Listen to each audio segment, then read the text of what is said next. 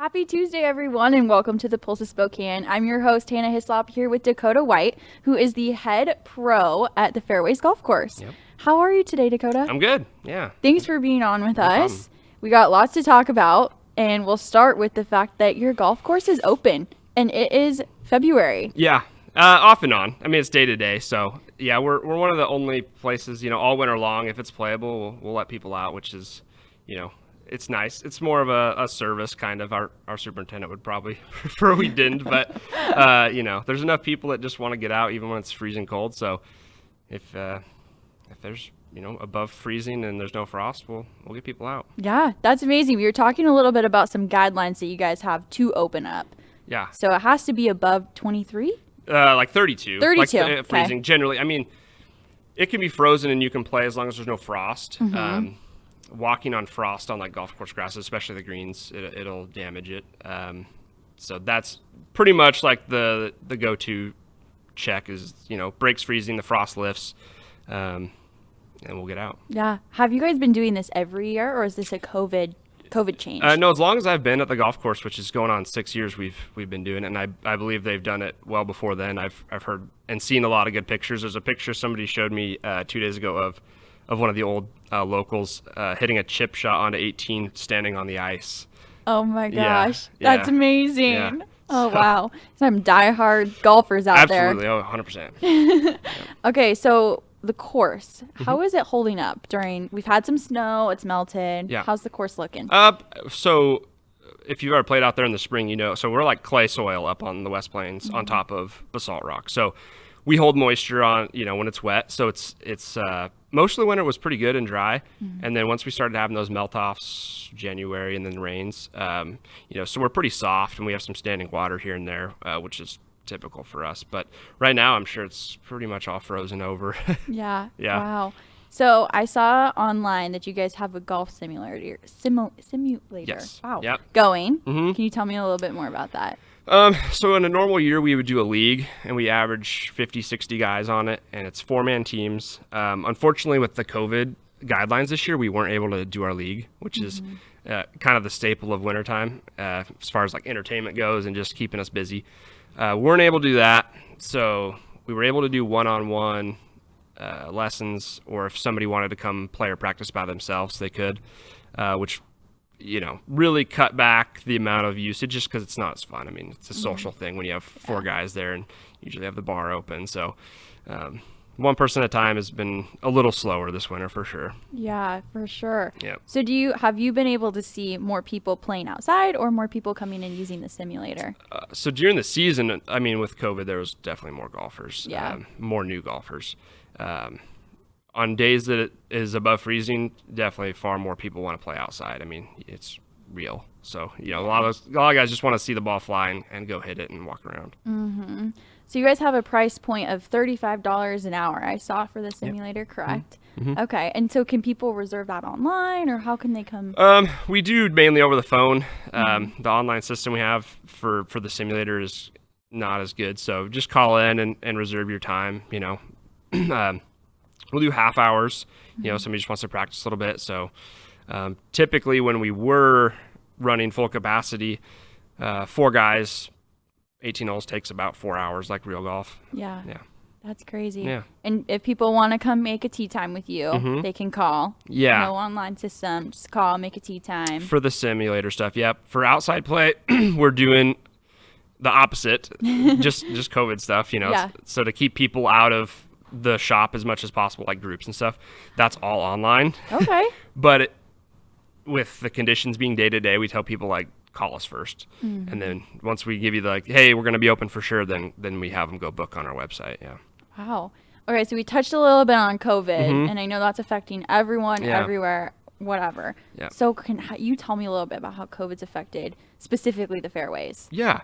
I mean, I could complain about the difficulties, but the restaurant industry is obviously taking it far worse. So we're a little lucky.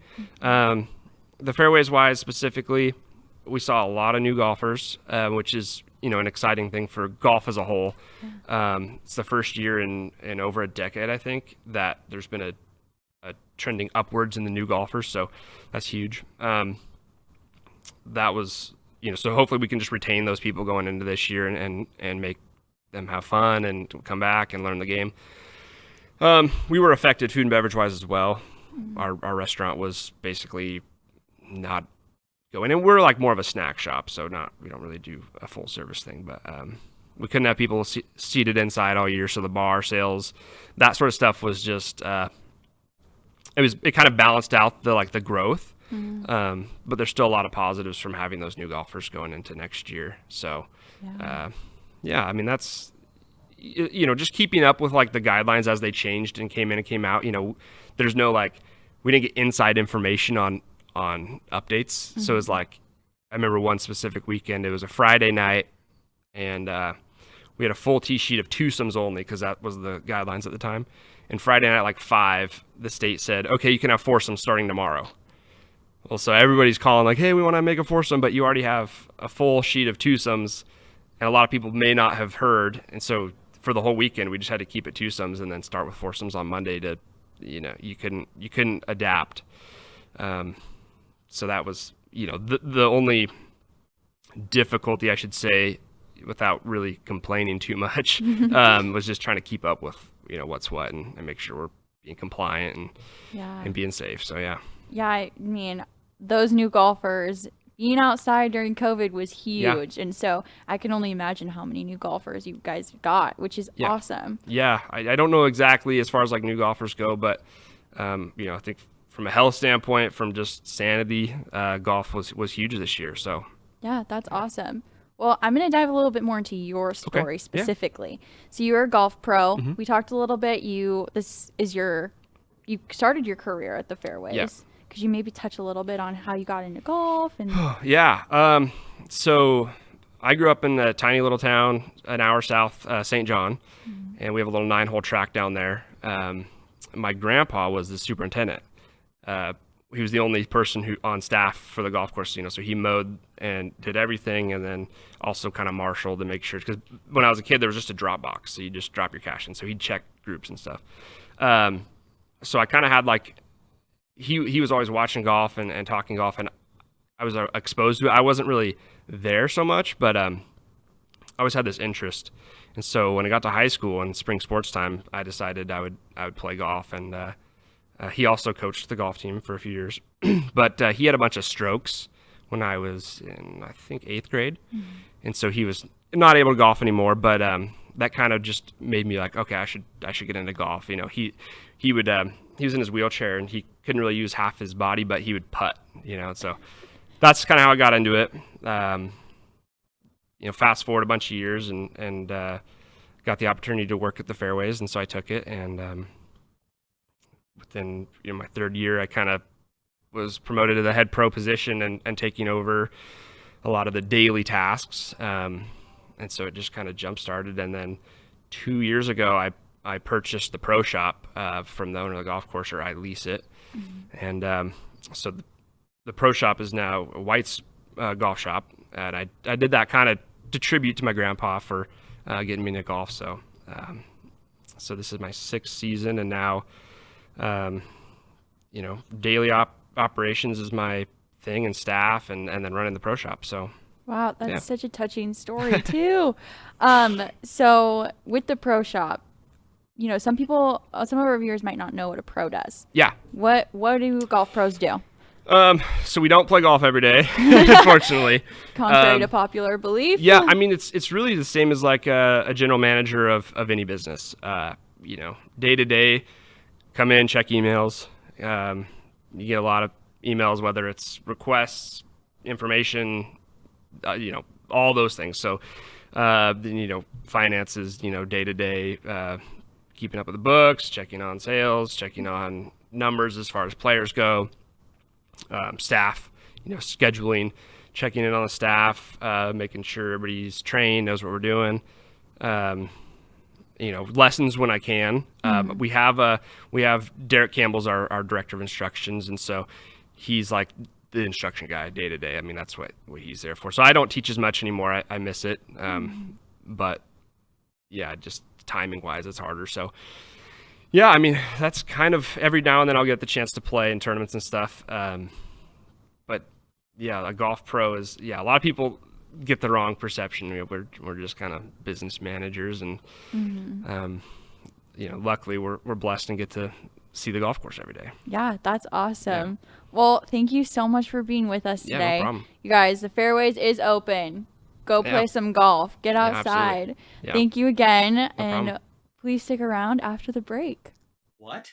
You haven't been to the library lately? Stop in today and see that the library is more than books. Spokane County Library District facilities feature on-site technology, including Wi-Fi, computers, and printers, as well as free use of meeting rooms. The Library District offers events and programs for all ages, from story times to career development and employer classes to Social Security workshops.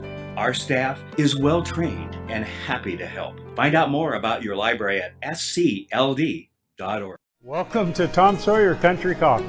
Tom Sawyer Country Coffee only roasts the finest organic coffee for our signature blends. Enjoy a cup at our coffee shop and local businesses and organizations across the region. I'm Tom Sawyer, and we choose the Pacific Northwest. Hi, this is Kurt Stockwell with Well Dressed Walrus. We are a local website design and development company here in Spokane. What we do is build beautiful, usable websites for local businesses. A website needs to be beautiful, it needs to be usable for your users, your customers, and yourself. Contact us anytime. We'd love to talk with you about your online marketing.